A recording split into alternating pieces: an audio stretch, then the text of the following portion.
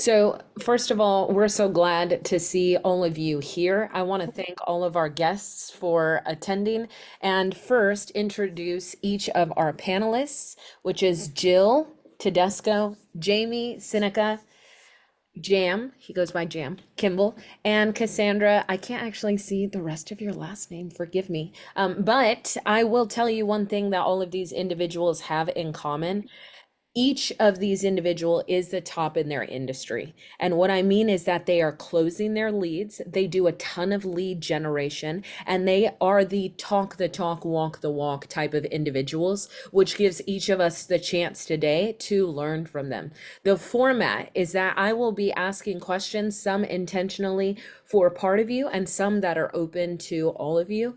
Is there anything that any of you would like to say before we begin to give the audience more of an idea of yourself?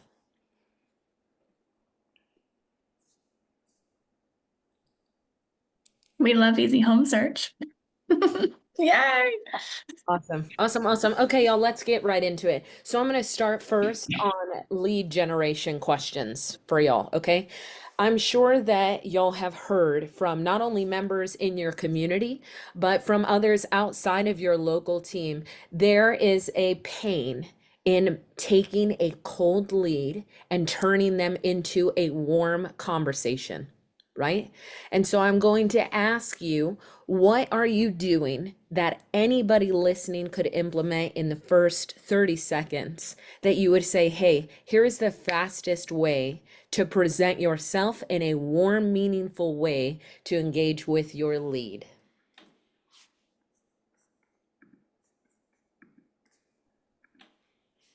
I can go first. Yes, ma'am, please do. Yes, so the way I normally introduce the call, only because, of course, they're actively searching. So I would say, hi, this is Cassandra from the Fort Lauderdale team. I seen you were looking at, 123 Main Street in Fort Lauderdale, Unit 105. Is this for a primary residence or is this mainly for a getaway property that you're looking at? And it's just being able to reference something that they already looked at. It just warms up the call and creates a great flow throughout our conversation. Okay. And Jam, I definitely want to ask you this one. I know your background started in lead generation before you became the successful agent that you are. What are you saying in those first 30 seconds that is helping for something to feel warm?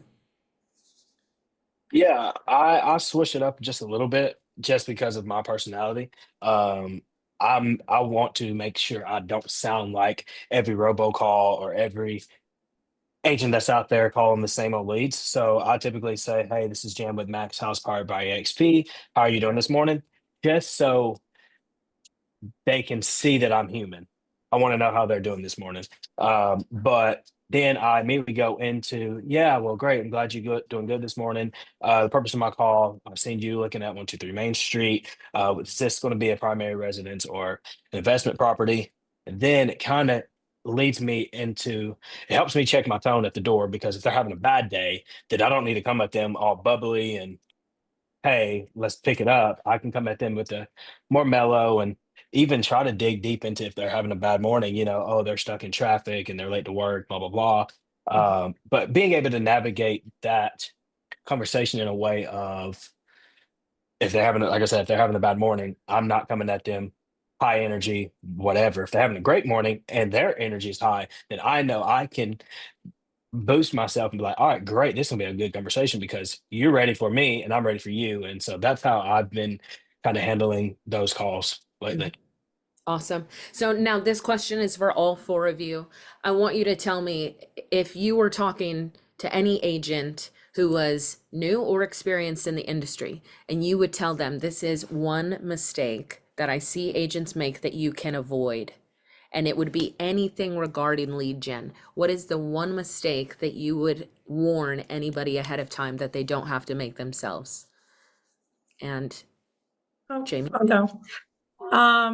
Just basically, I mean, there's a few, but just be able to like have some thick skin and be able to handle the rejections and just kind of learn the different strategies to on the spot be able to handle those objections and find ways to keep them on the phone and keep them engaged without sounding too salesy and just try to make it more personal. try to engage with them, find something you might have in common with them. Just like not overly enthusiastic, but not necessarily rude or monotone either. You just want to talk like you're talking to your friend. And Jill, I want to highlight one thing she just said. Objections, they're not getting any different, right? The more that you know how to handle objections, they're going to continue to come up. You're going to hear the same objections no matter how much time goes by in real estate. And so if you're able to master what you say at those objections, that's going to put you light years ahead of your competition. That thick skin comes from doing it over and over again. So love that, Jill. Jamie? And I always tell everyone, just don't overcomplicate it. Just get on the phones, rip the Band-Aid off as fast as possible. The agents that I see enter our world, the quicker they are to just do the uncomfortable, the quicker they see their results. And the ones that hesitate or need to read everything in the profile before they call them, it's a complete, their conversion just takes a lot longer. So that's one of the biggest things that I've seen. Yeah, do not read everything on the profile. Start the call and then read as it's ringing. Couldn't agree more. Cassandra.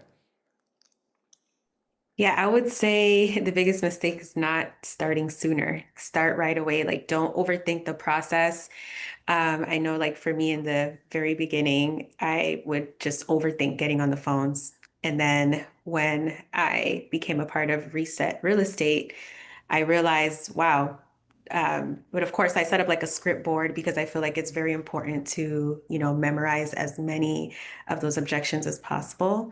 But just not overthinking it, just getting on the phones and having the conversations. It doesn't matter if you sound like you're reading something in the beginning, like you're gonna sound like that. You're supposed to until it becomes more conversational. And so you will get to that point. Just, don't shoot yourself so early in the foot so early on, because you'll see all the opportunities you're missing out on just from just not starting sooner than later. So definitely just don't overthink it and get right to it right away and just make all the fail forward. Yeah, that's what I would say. Yes, ma'am. And Jam. Yeah, of course, y'all saved me for last, and y'all took everything kind of and worded it for me. But no, just definitely hitting on um the not being afraid. I mean, especially Nikki knows when I first started in February, it was like, oh gosh, I got to say this, and then keep saying this, and not being the script is there for a reason.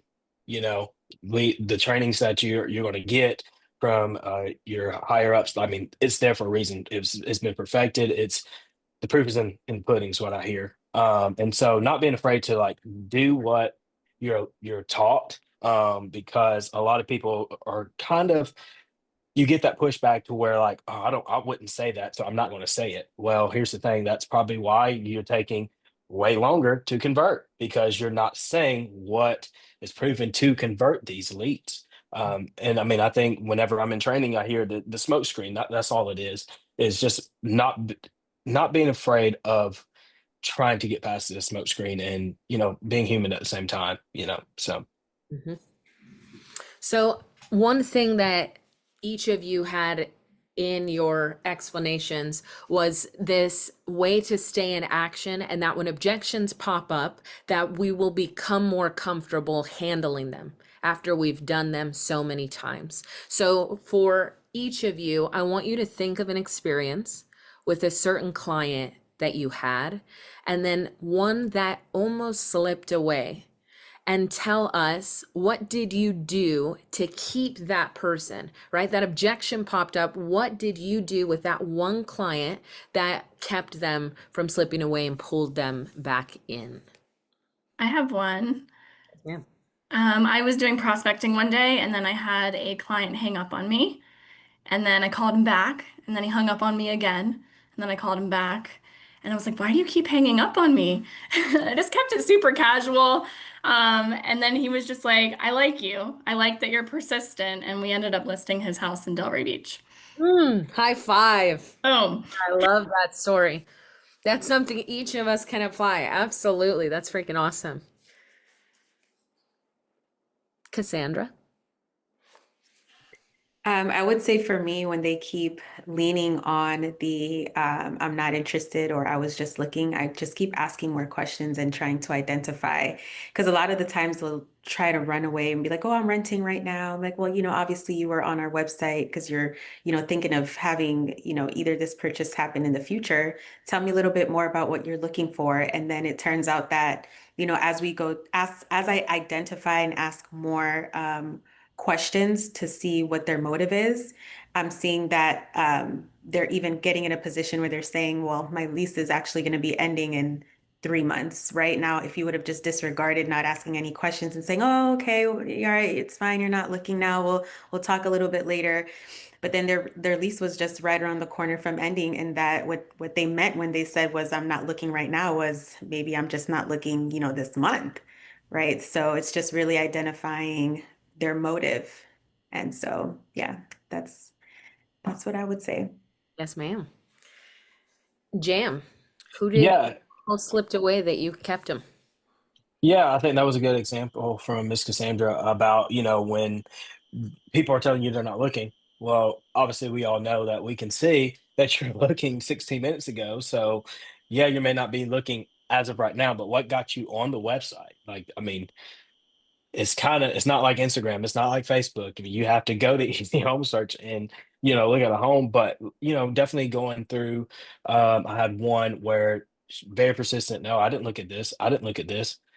And I was like, okay, well, if you were to start looking at homes, what would you be interested in? And they got quiet, and then they're like, well, right now I'm in my whatever, whatever. And I'm like, okay, so would you be looking to downsize or upsize? And then just getting that conversation started. And now, last week, just signed the buyer's rep with them. And then now that's going to turn into a listing. And then they want to get some investment property. So just getting past the not looking, because once again, just like I said earlier, some of these people could have had a bad morning, or if you call them in midday, they could just got into it with a coworker. I mean, you never know what these cases may be for people to tell you they're not looking. There's, I think I'm trying to get in my head. A lot of times, the not looking is I'm not in a space to talk right now, Mhm. and making sure you know how to navigate that to where, like, yes, you're still asking those same questions, but hey, it's okay if they're not ready to talk. Hey, ask them. Hey, what's okay? I understand you're not looking right now. Maybe you just don't have time to talk.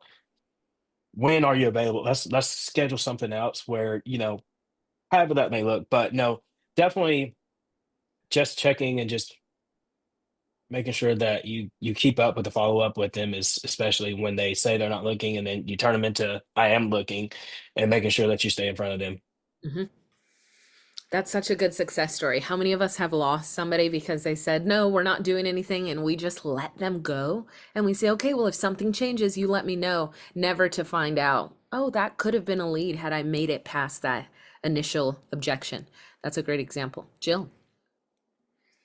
Yeah, I mean, it's very similar to what they both said, but just kind of learning through my coaching, like kind of like the first objection you hear, you just kind of repeat it and affirm it or kind of ignore it. Don't really engage with it too much. It's like, okay, you're just browsing, just repeat what they said and then move on from that and find ways to question them more or say something like, okay, well, if you were browsing or when you do start looking, what would you be looking for?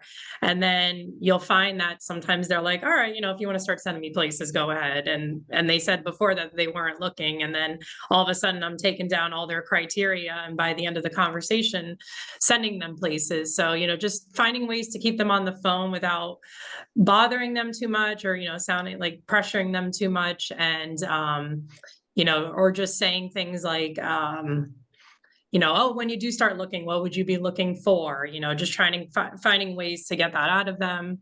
And that's worked for me. I've noticed sometimes when I do go back, I try not to look in the profile too much because I have learned, don't get in your head too much. But sometimes I see what certain agents or maybe a while ago, maybe just that day, they said, don't call me, I'm not interested. But if you can find a way to keep them on the phone and, connect with them, you never know. I mean, they may say not interested one day, but then the next day they are. So just, finding ways to keep them on the phone and get past those 2 minutes. Awesome. So, Jamie, this next question is specifically for you. So, for those of you that don't know, Jamie is the badass CEO of Reset Real Estate. And that being said, I'm wondering, Jamie, I know that you have agents that have maybe started new that became very successful. You've seen the fruits of the work that they've done, and specific to getting buyer agreements signed. That's where a lot of at the beginning, a lot of the fear or conflict comes in. How do I get them from looking at homes one day into now we're signing a buyer's agreement long term? What would you share with anybody here to say this is how we overcome that fear that helps agents on my team to get things signed? We've had a lot of success with bringing people in the office for an in-person buyer consultation or scheduling a Zoom consultation and just trying to meet face to face to break down the barrier of I'm not just a random agent on the phone where you can call any company and we can all kind of show you the same houses. So just building that rapport and really trying to have the agents set the appointment has been game changing. Like Cassandra, she's new with us and she set, I have the numbers here, like 9 buyer consultations in 2 weeks. Yes, Insane. Cassandra. Yes. Yeah. So Yeah. just getting in front of them and getting them to like, know, and trust you, video, text, in-person appointments, Zoom consultations have been really great for us. So notice that Jamie's not, encouraging agents to meet somebody in a driveway. There is that time set in advance to ensure that there's room to have that discussion. And now I'm going to ask Jill and Cassandra, when it comes into scripting, and now you are in front of them, is there any key sentence that you would encourage others to use that helps to get that agreement signed?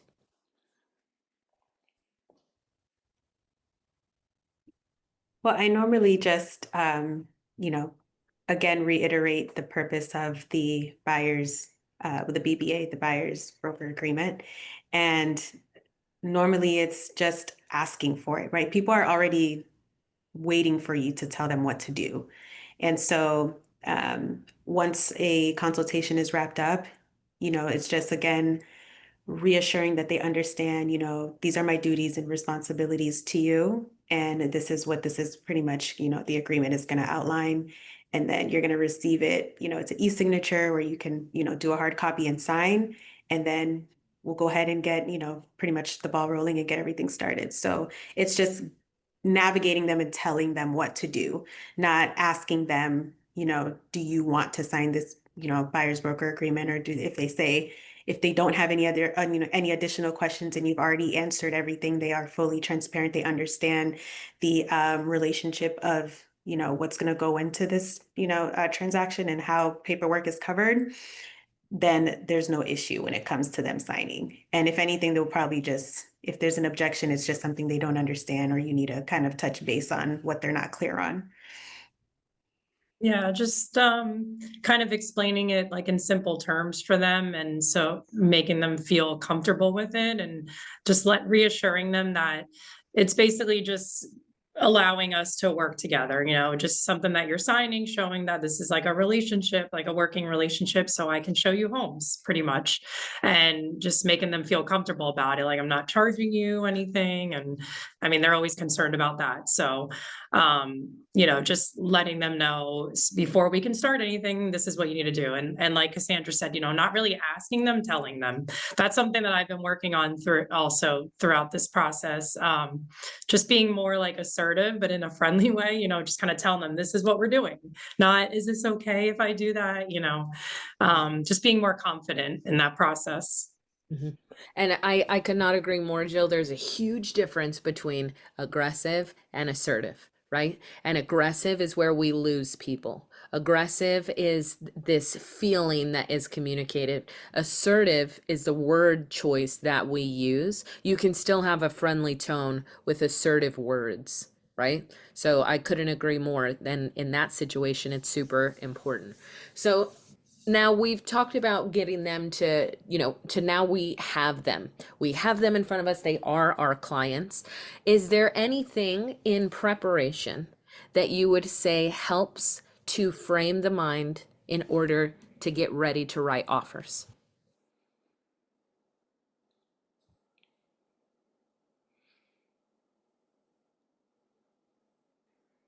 Yes, ma'am. Jamie? I'll answer that. So I think we just do a really good job of laying out like how we operate on the front end, right? We obviously try to get them into the office or on Zoom to do a buyer consult. At that point, like we maybe already spent like an hour with them, really just building rapport and understanding like what their needs are. And then like future pacing, like, okay, now we're gonna go look at homes. Obviously, we'll connect them with a lender and do all that and build rapport that way too. But what to expect once you find the house that you want. And that's all part of our buyer consultation as well. So they understand like what is to be expected. Like if there's a buyer who doesn't want to meet with a lender right away, well, that's going to be an obstacle for us when you find the perfect house. So we need to talk through how that's going to challenge you when the perfect house comes up and you might lose it. And are you going to be okay with that? So we just like set expectations on the front end. So when we're out going and looking at property with them, it just makes it an easier conversation because they know what to expect. And then they're just ready to sign when they find the right property. Awesome. Awesome. So this next question is for each of you. I want you to think of your system of how you are doing your lead generation. Okay. What is one tip that you would give the audience in relation to their system that would make a difference for their lead generation? Jam, I'll start with you. Yeah, I think having templates ready, definitely, whether that's email, text, both. And then something I've learned in recent training is even videos, just 15, 30-second videos, just sending them not something that's planned out in the studio or perfect lighting, but just something just authentic saying, hey, this is Jam. We just got off the phone. I just want to let you know I'm the person behind the screen to send you listings or just running you your home evaluations. I'm looking forward to doing this process with you, blah, blah, blah. And then as far as doing the lead generation, whether you have not captured them, but having something, a call to action. So whether that's you got a voicemail, send them that text. It's going to make them want to call you back, not just say, "Oh, this person called me, next person," whatever. So that's something I've been trying to implement is making sure I have the right text templates, email templates, because you want to make sure you're hitting them in all three categories, to where they have no choice but to Mhm. give you a call, a text, or an email back. So Awesome. Jill.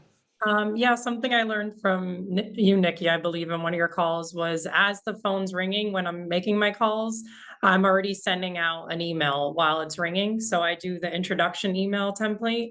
And that way, whether they pick up or not, they're still getting an email from me. And then right after I so if they don't pick up, then I send the same, we have a template for an introduction text message. I also send that. And then if I did talk to them, I just send some other kind of message with my contact card. So they always have that. And I always let them know I'm going to send you my contact card, please save it. So just using all those templates, using the easy widget. I also, another thing when I'm making my calls, if it says resend invite, if they haven't been invited yet to Easy Home Search, I immediately click on that while the phone's ringing. I try to input their address in there if that hasn't been in there yet, so they can get the home valuation reports. So I'm in their face all the time. Awesome. And for the Easy Home Search widget, what is the thing that's made the difference in your system for that? Well, everything's there. So, just the clarity of the profiles for each client. Everything's just right there at your fingertips. It's so easy to use. Like I said, if they're not already in there, you send it to them, you set up their home search all through there. You can send them let them know that you're going to be sending them monthly home valuation reports. So as soon as you put their address in, it immediately sends them the first one, and then they get it every month. So everything's there, really. It's just really easy to use. Yeah, I could not agree more, y'all. It's like things that I went to multiple websites for, I do in just that one section. Exactly. Yep. Cassandra, Jamie, one tip in everybody's system that would make a difference. Well, I would say Jam and Jill covered like a lot of it, because definitely, like Jam said, having those templates ready, like having your email, text messages, like all your templates ready to go. And then like in terms of efficiency, like Jill talked about with having that text message right there. So as soon as you're hanging up that call, that text message is already going out. So that's really helped out too. And then what I also like to do is, while I do have them, if I do get someone on the phone, I'm like just taking super detailed notes and not really being too hung up on setting up their criterias right away, but making sure that that note is there and I can just, get to the next call as efficiently as possible without putting in too much time and then just put in their searches towards the end. So it's all about just creating like an efficient flow to get through as many calls as possible. And those notes, Cassandra, they're personal stuff too, right? You're taking not only their real estate and their home things, but those personal notes they drop are included too, which makes a big difference. Exactly. Yes. Awesome. Awesome. And y'all, I will encourage you, add it to the background. Today I was looking in profiles and I saw they had the notes, but because it was further down, they didn't know that that property, their plan was to list in June. It's August, right? And we missed that. We'd called them multiple times since without any mention of it because those notes were further down. So please add any important detail to your background so that you are saving yourself in future calls. Okay, Jamie. The background's huge actually, because that is where it's like if you put your high level notes, you can just look at that super quick and know how to pick back up the conversation. Like we'll put like your dog's name is Spike or like something like that, where it's like, hey, how's your dog doing today? Personally, what I do, it really depends on what pond they're in because we do work out of ponds.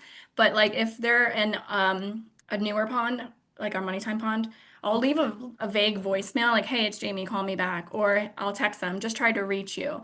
And I won't say the company name. I won't say who I am. I won't say, hey, it's Jamie with Reset Real Estate. I saw you looking at property on my website. You'll kill your conversion. So I'm just like super vague. And then on another thing that I do on older leads, I mean, it works for me, but they've been in our database for so long. They know who we are. They've spoken with someone on our team. Even if I've never spoken to them before, I'm just like, hey, it's Jamie with Reset. We met 9 months ago, or I met you at an open house 9 months ago. It freaking works. It breaks down their barrier. They feel really uncomfortable to be like, I don't remember you, because they get so many emails from us. They get all the retargeting we do. So they know who we are. They might just not want to admit it. So that's worked really well for me. Yep. Awesome.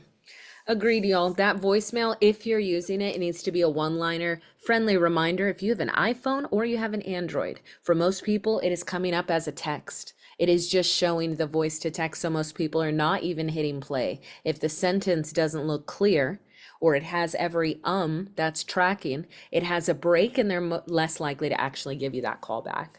All right. Okay. I have one question for each of you. Jam, I'm going to start with you.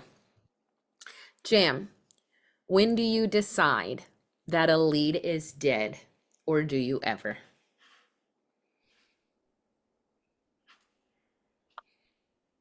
I'm going to use one of my sayings that I used to use back when I was in the car sales industry. Basically, until they buy, die, or tell you to F off. That's where I'm at. Is like either when you buy, which then you become a referral, so you're not dead. You're just now I'm gonna hit you up every other chance I get for referrals.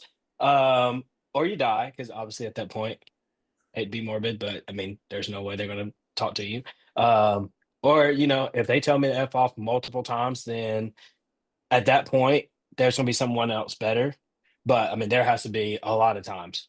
It's not just the first time, because then that goes back to, like I preached earlier or said earlier, like they could be having a bad day. Their dog could have just died. Anything could have happened. So, but if it's a reoccurring thing, your call 15, call 20, text 30, email 40, like, and that's all you keep getting, then at that point, I'm like, all right, I'm done putting in. That's at least me. But yeah, so buy, die, or F off. Thanks, Jam. You're welcome. Jill, this question is for you. You mentioned when we repeat or when we ignore what objections that they have. How does somebody know the difference, whether they should be ignoring it, and what would you encourage them to respond to?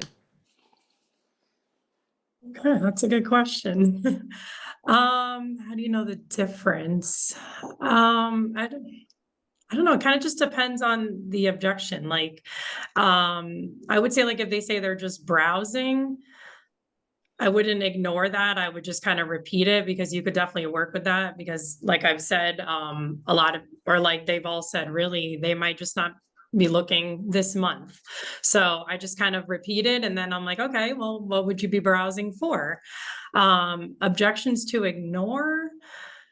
Maybe kind of like, I'm trying to think off the top of my head. Maybe like if they're saying something about the market, just kind of like acknowledge it, but you definitely want to try not to be like combative with them, like, oh, well, I think the market's, then they're going to get defensive and that could turn out bad. So maybe just kind of like brushing it off a little bit, not necessarily ignoring it, like acknowledging their feelings, but not going back and forth about it, if that makes sense. I couldn't agree more, y'all, because something like the market is an umbrella term. You're not worried about the market, you're worried about how the market impacts you, which means you're either worried about interest rates, you're worried about prices, or you're worried about your job security. Those are the three ways that the market impacts us. So ignoring the market allows for more time to see if that's their real concern or how that shows up again later.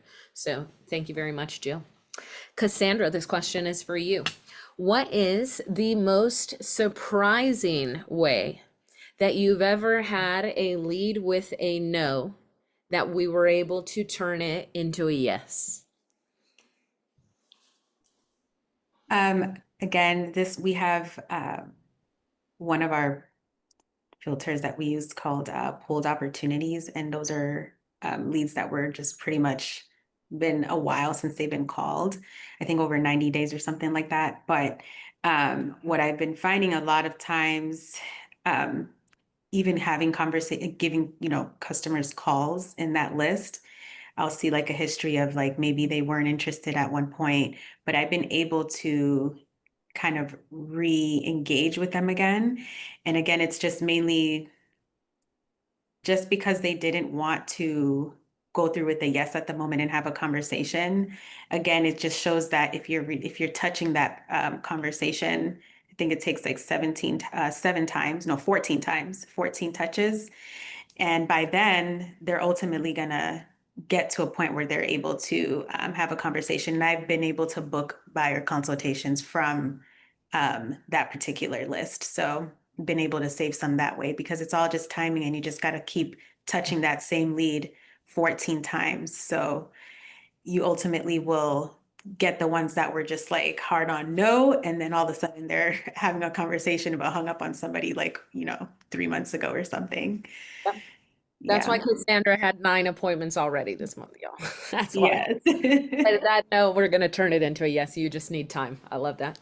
Yes. Jamie, you mentioned that if they had a personal note, that you would use it as a follow-up. For example, the dog, right? Mhm. What follow-up would you encourage that is not real estate that you have seen the most success with? Just treating them like a human, right? Like I want to treat these clients they're like my family. I want them to know I'm invested in their success, in their family, and in the situation. Like maybe if I know that their kids are going to an elementary school, like I might, or like let's just say an example, a city, I might send them community events happening. Like, hey, my family and I are going here this weekend. Thought this might be something that you're interested in going to, and just not always making it about real estate. The more personable you can be and the more deposits you can make in people and the more you can show that you actually care really helps, in my opinion, with conversion versus just I'm going to send you a property search, so can everybody else, and just remembering, like I had this one guy I spoke to, he has prostate cancer and he was going through treatment and I knew I couldn't speak with him for like another 6 months. And, I sent him one of those flowers, like those forever flowers that don't die. And I sent that to him and I said, while you go through this, these flowers will be there as a reminder that you can get through it. I'll see you in 6 months, when you're ready to purchase. That personally hasn't turned into anything yet, but it's like the long game, right? And you're showing that you care about people. So, And Jamie, I have a follow-up question. I know I've heard agents say, well, I can't get to there. I can't get to those personal things, Jamie. I don't know how to ask those things to get them to open up on personal things. What would you tell them to help them to get from it doesn't work for me to yes, we can ask them personal things or uncover them this way? I mean, there's gonna be some people you'd like personality like don't jive with. So I mean that does happen sometimes, but just ask the questions and don't be afraid of what the answer is. I mean, I don't go like I'll never talk politics, religion, like anything like that. You know what I mean? But just say you just want to know the why. Like keep going like 15 questions why to get to like the true answer of like why are you making this move? What would your life look like if you were to purchase this property? Like what stopped you from, moving 6 months ago when you really wanted to, and then they open up that their husband lost their job or whatever the case might be. Like if you just go like 15 questions deep, and why? How would that affect you? What would your life be like? I think that helps break the barrier down for me. Agreed. I hope that you'll listen to what Jamie just said. The reason that it works for Jamie is that she doesn't stop asking questions. She doesn't hear from the first one that they're hesitant and move on. She continues to peel it back. One of the strategies that Jamie said there at the beginning, if you noticed, she took words from what they said. You wanted to move 6 months ago. Well, what prevented you from making that move 6 months ago? That strategy of using words from what they said to build your next question helps you to go 15 questions deep. Otherwise, we are just trying to pull something from thin air, but that's you predicting your question rather than you being in a position to plan according to listening. You're predicting what you're saying. That's not as efficient versus I'm listening, which helps me create my next question. Love that so much, Jamie. Okay, y'all.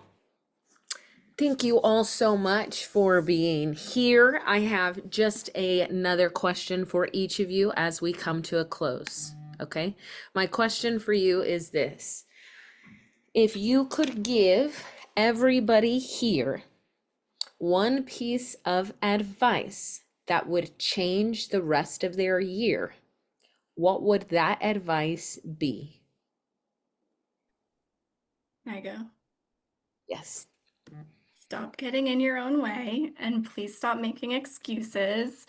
It's okay to be nervous. It's okay to be scared to make calls. It's okay to like feel like you're scrambling or saying the wrong thing, or maybe you hang up and you're like, oh my God, I shouldn't have freaking said that. Like, who cares? Just keep going because the ones that push through the discomfort truly come to the other side producing. And then the ones that just can't see past the uncomfortability, they, at least from my experience on my team, like if you can't push past it, you end up leaving the team, and that's unfortunate. So if you have to stand in front of a mirror or call your husband or your wife or your cousins and role play like every day, just keep doing it as much as you possibly can to just break through all that uncomfortability because it gets a lot easier.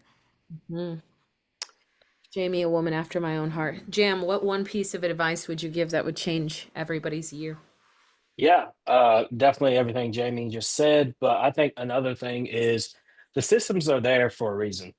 I think utilizing the systems to what they are used for. They're there to make your life a lot easier.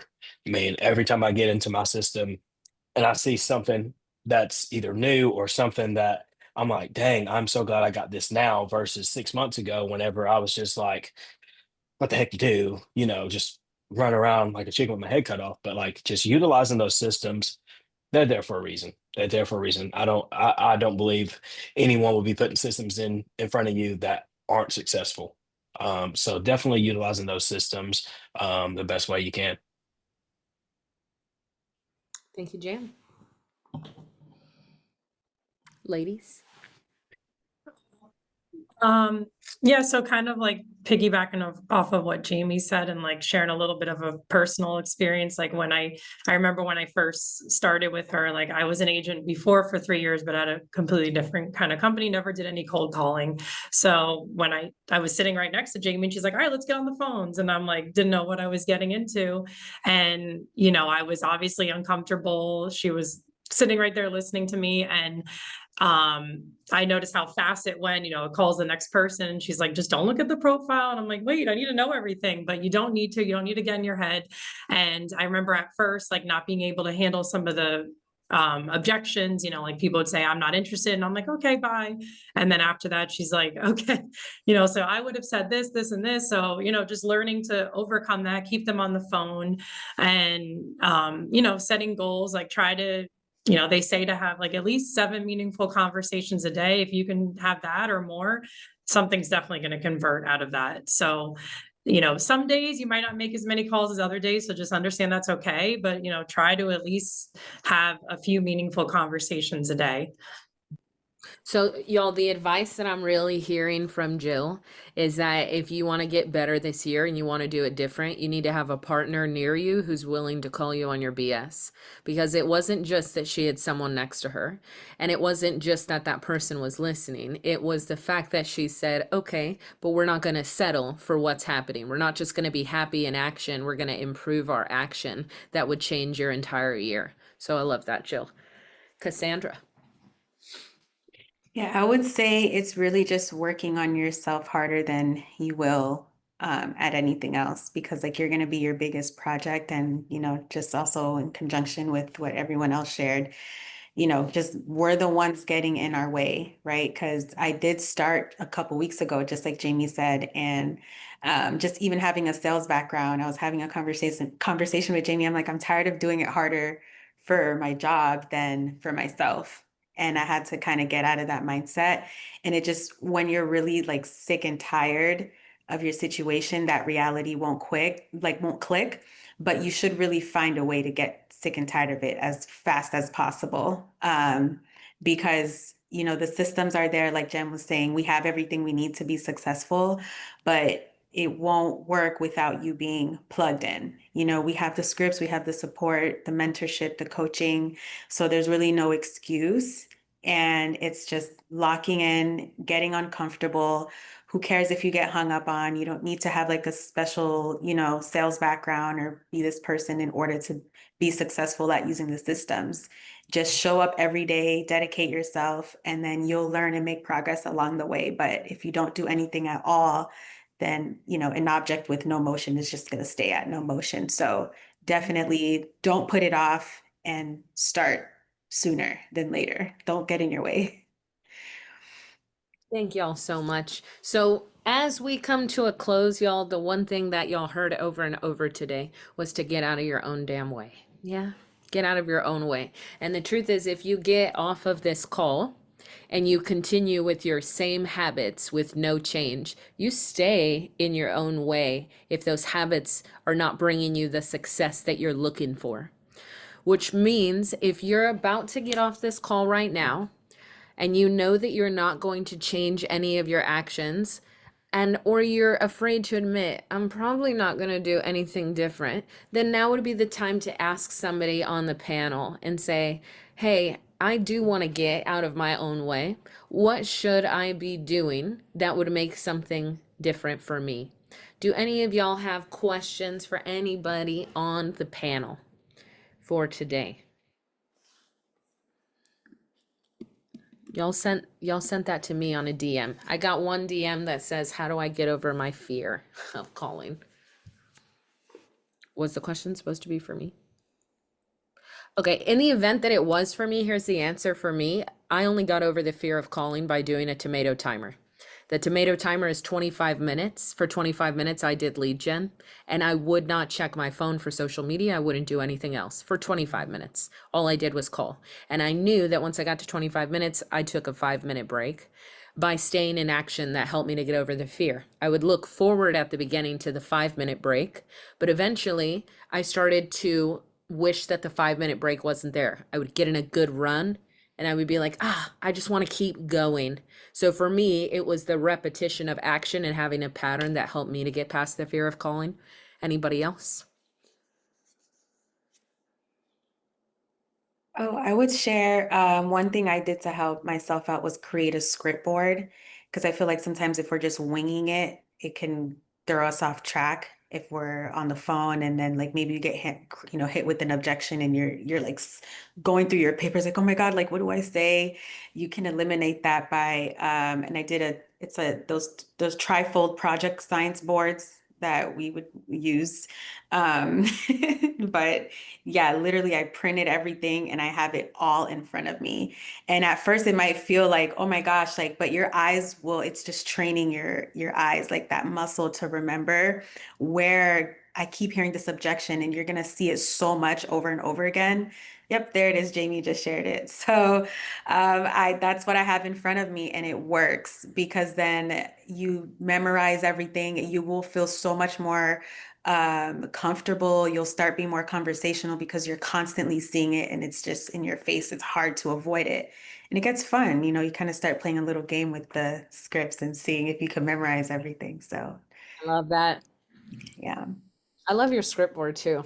That photo would be my profile picture. Yeah, I'm like, that's my thing right there. I gotta have that. It's like my right hand. I take it everywhere. She takes it to the office, leaves To the the office. office, It's like a whatever. little Yeah. suitcase. It's like right there under my arm, like my laptop. But yeah, it definitely helps, guys. Somebody said, Kayla said, what about objections? I am having a really hard time getting people to engage. Most tell me they're looking, they're not looking, or that they are a year out.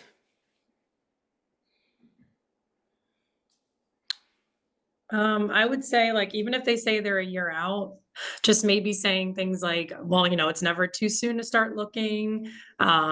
You might think you're not ready, but if the right place pops up, or asking them questions like, well, what would it take to make you feel ready now? Or, just finding out like more personal things. Why are they waiting a year? Don't come at them like, well, why? Don't say it in that way, but what would it take if the right place popped up that met all your criteria, this, and this, would you be ready? And things like that, because they may say a year, but if you start sending them places, I've had that actually just happened on a place I closed on last week. They didn't think they were ready. And then we went looking one day and went to 4 houses, and that was it. And we wrote an offer that day. Kayla, if I could add to this, when somebody tells me they're a year out, this is my immediate response. I say, perfect. I tell you what, in the meantime, I'll continue to send you listings. I only want to show you what you're interested in. I'll move at your pace, which acknowledges what they're feeling, but allows you to have a full conversation. So instead, I stay with all criteria, I stay with all motivation. I revisit that timeline at the end. So all those questions Jill is saying, where we're asking, okay, if everything goes according to plan, when would you make a move? May I ask what has you waiting? And let's say, that something pops up, instead it's in 3 months. What would it take for us to get where we want to be? Is that something that you would consider? Would you say 3 months is absolutely too soon, etc.? But for us to get there, the first strategy, Kayla, is we ignore that timeline concern at the beginning. It shouldn't prevent us from pulling all possible info, because how many of us have had someone say they're waiting a year and the next time you reach out, they've closed. They're with an agent. They're under contract. So it's just a matter of working around that piece. When somebody says they're not looking, my response is to say, is that because you already found something, or are you putting it on the back burner? You're not looking, is that because you already found something, or are you putting it on the back burner? 9 out of 10 people, Kayla, they're going to tell you back burner, which takes you right into the same conversation, just like Jill said. Perfect, it's on the back burner. Awesome, let's get all that information that we need, because you just voiced you have a real estate plan. Not looking means waiting, and waiting means real estate need, not that you've already found something. So we would keep them in the pocket. And Nikki, to second that, we always cut everyone's timeline in half. So if they tell us a year, they're at least like 6 months or less. Because there's so many people who said, I'm not ready. Like, I want to start in 3 months from now. They'll end up buying a house next month. So we always cut that in half. Kayla said, thanks, y'all. Woo woo. Yeah. Anybody else? Any other questions?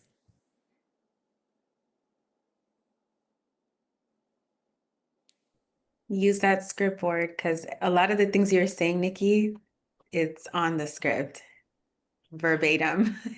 So. And master the objections, because I feel like I don't know how many there are that you might have documented, Nikki, but like when I've gone through it and seen like I'm getting the same objections over and over and over. So it's probably like 10 to 20, probably not much more than that. And once you master the objections, you become like a ninja negotiator. Agreed. Nikki actually does the Shut Up and Dial, which is the opposite Wednesday of Winning Wednesday, where you get to hear these objections in real time. She's calling a real database when somebody answers and she's having that conversation. I would say 90% of those calls that Nikki are on, they do say it's on the back burner, I'm waiting, and she launches right into that script every time. Woo woo. Well, first of all, thank you each for giving our community your time, for sharing your knowledge with us, your experience. And I hope that those of you who are listening feel really encouraged. We have experienced and new people that are both finding success because of application, which I think is worthwhile. Okay. I sincerely appreciate each of you for having been here, and I will leave y'all as always. Do not wait for something to happen. Go make it happen. Bye, everybody. Thanks, everybody. Recording will be out soon.